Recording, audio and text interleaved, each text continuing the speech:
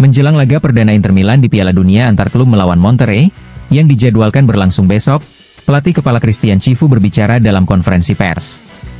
Pelatih asal Rumania itu menyampaikan pandangannya mengenai kondisi tim, taktik, serta lawan yang akan dihadapi. Chivu mengungkapkan bahwa skuad Inter hampir sepenuhnya lengkap dan sudah bekerja keras selama 2 hari terakhir, meski ada sedikit cedera ringan. 2 rekrutan baru, Luis Enrique dan Petar Sucic, kemungkinan besar akan diturunkan, entah sebagai starter atau pengganti. Menanggapi pertanyaan soal formasi, Chivu menekankan pentingnya prinsip bermain ketimbang sistem. Ia menyebut akan mempertahankan nilai-nilai dasar yang sudah ditanamkan dalam beberapa musim terakhir, sambil menambahkan sentuhan baru secara bertahap. Soal Monterrey, Chivu memuji pengalaman dan identitas tim asal Meksiko itu, serta menyebut beberapa pemain seperti Sergio Ramos, Canales, dan Ocampo sebagai sosok berkelas. Ia menyoroti pentingnya kesiapan fisik dan mental serta menegaskan bahwa Inter datang ke turnamen ini untuk menghormati kompetisi dan memberikan performa terbaik. Chivu juga menyebut bahwa duet Lautaro Martinez dan Marcus Thuram dalam kondisi baik, setelah kembali dari tugas internasional. Menurutnya, semua pemain harus termotivasi karena Piala Dunia antar klub adalah turnamen bergengsi yang harus dijalani dengan kebanggaan dan ambisi tinggi. Terakhir, ia menegaskan bahwa Inter harus fokus satu pertandingan dalam satu waktu dan tidak meremehkan siapapun. Dalam turnamen seperti ini, semua dimulai dari 50-50. Untuk menang, kami harus selalu tampil lebih baik dari lawan, pungkas Chivu.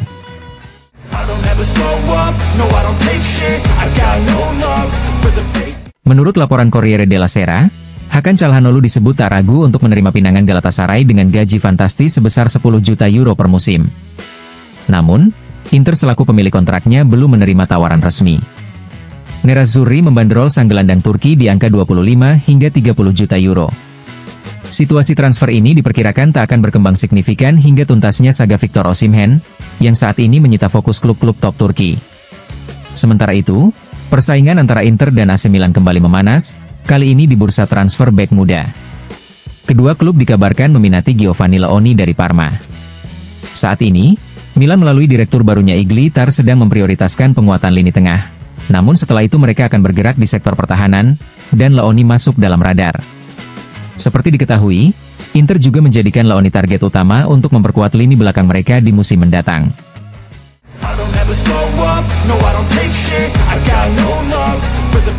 Meski Atalanta mematok harga tinggi, Inter tak mundur dalam perburuan gelandang Brasil Ederson, yang juga diminati Juventus dan klub Arab Saudi Al Hilal. Menurut Corriere di Bergamo, Ederson dihargai sekitar 60 juta euro, nominal yang bisa membuat banyak peminat berpikir 2 kali. Namun, Atalanta hanya akan membuka pintu jika sang pemain sendiri mendorong transfer, seperti yang pernah dilakukan tahun Koopmeiners tahun lalu. Dalam skenario ini, Inter punya satu senjata tambahan, yaitu Christian Aslani. Gelandang muda asal Albania itu sedang dievaluasi oleh manajemen Atalanta sebagai bagian dari kesepakatan potensial.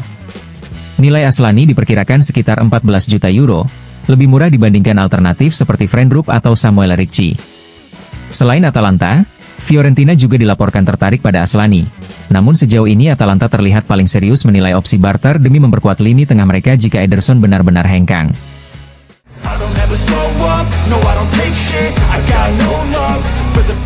Rasmus Højlund, penyerang asal Denmark yang saat ini bermain untuk Manchester United, dikabarkan berpeluang kembali ke Italia.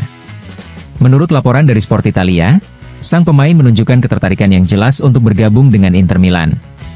Meski demikian, proses transfer ini memerlukan kesabaran dan kehati-hatian karena Inter harus terlebih dahulu mendekati permintaan harga dari pihak Manchester United untuk bisa merealisasikan kepindahan Højlund.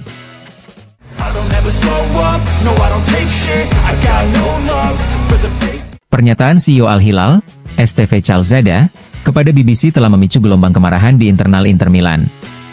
Dalam wawancara tersebut, Calzada mengungkap bahwa kedatangan Simone Inzaghi ke klub Arab Saudi itu merupakan hasil dari proses panjang yang sebenarnya sudah disepakati jauh sebelum final Liga Champions di Munich.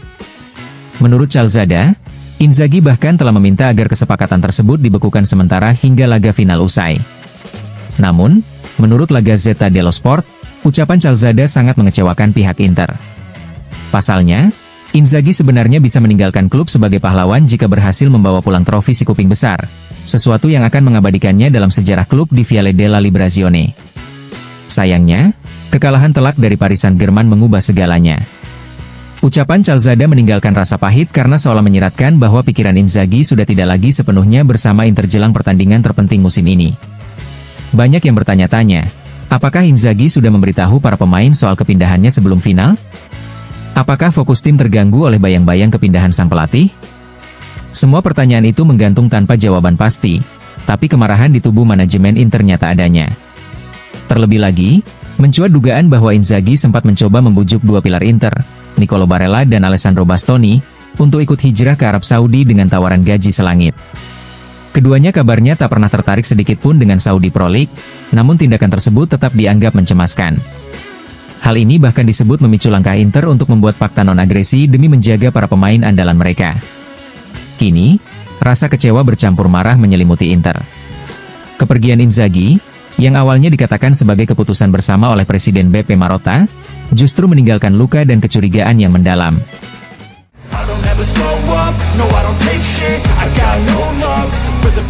Inter akan tetap setia dengan formasi andalan 3-5-2 saat melakoni laga perdana di Piala Dunia antar klub melawan Monterrey. Menurut La Gazzetta dello Sport, posisi regista di lini tengah diperkirakan akan ditempati oleh Christian Aslani. Namun, sorotan utama justru tertuju ke lini depan, di mana terjadi perubahan penting. Karena kondisi fisik Marcus Thuram belum sepenuhnya pulih, pelatih Christian Cifu kemungkinan besar akan memilih Sebastiano Esposito sebagai pendamping Lautaro Martinez di lini serang. Keputusan ini cukup mengejutkan, mengingat Esposito baru saja terdegradasi bersama Empoli dan masa depannya pun disebut tak lagi bersama Inter. Esposito yang satu ini, Sebastiano, justru mendapat peluang besar. Sementara saudaranya, Pio Esposito, masih dalam proses pemulihan cedera dan baru bisa kembali saat laga ketiga melawan River Plate, tulis Gazzetta. Dalam sesi latihan terakhir, Sebastiano sudah dicoba secara bergantian bersama Lautaro dan Thuram, dan kini tampaknya akan mendapat kesempatan tampil sejak menit pertama. Sementara itu, Mehdi Taremi tidak masuk dalam rencana laga ini karena tengah menghadapi masalah pribadi di luar lapangan.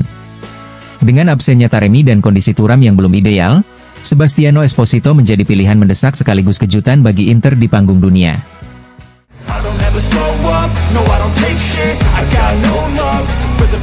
Tajun Buchanan tak akan membela Inter Milan di ajang Piala Dunia antar klub tahun ini.